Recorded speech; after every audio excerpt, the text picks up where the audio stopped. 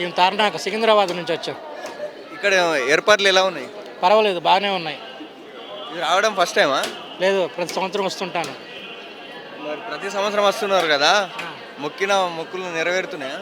కొన్ని అవుతున్నాయి, కొన్ని కావటం లేదు. అన్నీ కావు కదా. ఎలా వచ్చారు అక్కడ నుంచి? నేను బస్సులో ఆర్టీసీ స్పెషల్ బస్సులో వచ్చా. మహాశివరాత్రి శుభాకాంక్షలు. ఈ కీసరగుట్ట దైవక్షేత్రానికి మేము క్రమం తప్పకుండా ప్రతి శివరాత్రి రోజు దర్శించుకొని అందరి యొక్క శ్రేయస్సును కోరుకుంటున్నాము. అందరికీ ఆ మహాశివరాత్రి శుభాకాంక్షలు తెలియజేస్తున్నాం. చాలా శివాలయాలు ఉన్నాయి కీసరగుట్ట. ఎందుకు అంటే ఇక్కడ ఉన్న ప్రత్యేకత, ఆ స్వామివారి యొక్క ప్రత్యేకత చాలా మహిమగల ప్రత్యేకత ఉంది. సో మేము అందరం మా ఫ్యామిలీతో పాటుగా అందరితో యుక్తంగా మేము దర్శించుకుంటాం. ప్రభుత్వ ఏర్పాటు చాలా బాగున్నాయండి. చాలా సౌకర్యాలు ఉన్నాయి. కాకపోతే క్యూలే జనాలు ఎక్కువగా ఉండడం వల్ల ప్రతి క్షేత్రంలో ఇలాగే ఉంటుంది. ఎక్కడి నుంచి వచ్చారు? దుర్గం చెరువు, మాదాపూర్. అంటే హైదరాబాద్లో చాలా శివాలయాలు ఉన్నాయి కదా, ఇంత దూరం రావడానికి గల కారణం? అంటే ఇక్కడ ఉప్పల్లో మా ఆఫీస్ వాళ్ళు అందరూ ఉంటారు, చాలా ఫేమస్ పవర్ఫుల్ అని చెప్తే ఇంత దూరం వచ్చాం. కాకపోతే ఏంటంటే ఇక్కడ 500 రూపీస్ దర్శనం, 500 రూపీస్ ఇచ్చారు విఐపి లైన్ అని చెప్పి. బట్ 3 అవర్స్ 4 అవర్స్ మేము నుంచున్నాం, 7 నుంచి టిల్ ఇప్పటి వరకు కూడా వాళ్ళకి ఇంకా వదలలేదు. ఎవరెవరో వివిఐపీస్ అందరూ వస్తున్నారు అని చెప్పి లైన్ అంతా స్టక్ చేసేసారు. మేము 300 రూపీస్కి మారి ఫ్రీ దర్శనంలో వచ్చి దర్శనం చేసుకున్నాం. యాక్చువల్లీ 500 రూపీస్ టికెట్ తీసుకున్నాం, బట్ నో యూస్. అసలు ఇక్కడ ఏమీ లేదు. అసలు వచ్చే భక్తులకి మినిమం ఫెసిలిటీస్ కూడా లేవండి కనీసం.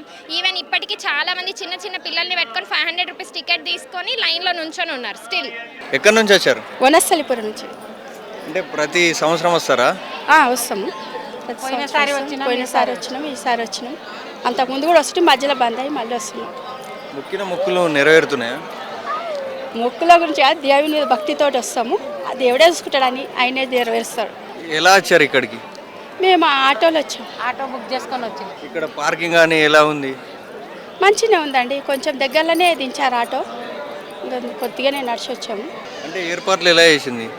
ఏర్పాట్లు బాగానే ఉన్నాయండి. లైన్ అయితే ఎవ్వరు గొడవ లేకుండా బాగానే వెళ్ళిపోతారు. ప్రశాంతంగా పోతుంది, పర్లేదు, బాగానే ఉంది బిడ్డ. ఇంతకు ముందులాగా అంటే లేట్ అవుతుండే కొంచెం, కానీ ఈసారి జనం చాలా ఉన్నారు. పోయినసారి తక్కువ ఉన్నారు.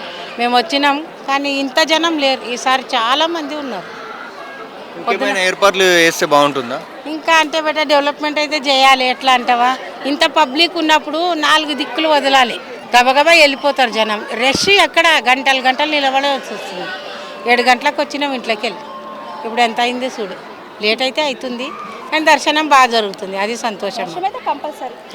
హైదరాబాద్లో చాలా శివాలయాలు ఉన్నాయి. కీసరగుట్ట శివాలయానికి ఎందుకు ఎక్కువ జనాలు వస్తారు, ఎక్కువ భక్తులు వస్తారు? మొక్కింది తీరుస్తాడు శివుడు అని కాదు, ఇది ఎప్పటి నుంచో ఉంది కదా, పాతకాలం నుంచి, అందుకని వస్తాం.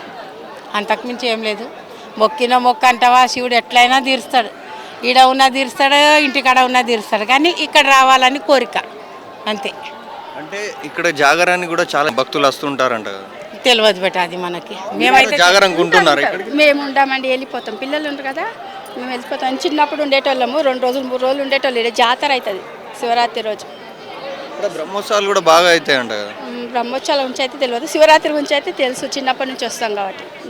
ఈడ ఎట్లా అంటావు బేట, శివాలు అంటే లింగాలు ఎక్కడెక్కడ ఉన్నాయి కదా బయట, ఆ లింగాలకి కూర్చొని మనం అభిషేకం చేసుకొని మొక్కోవచ్చు.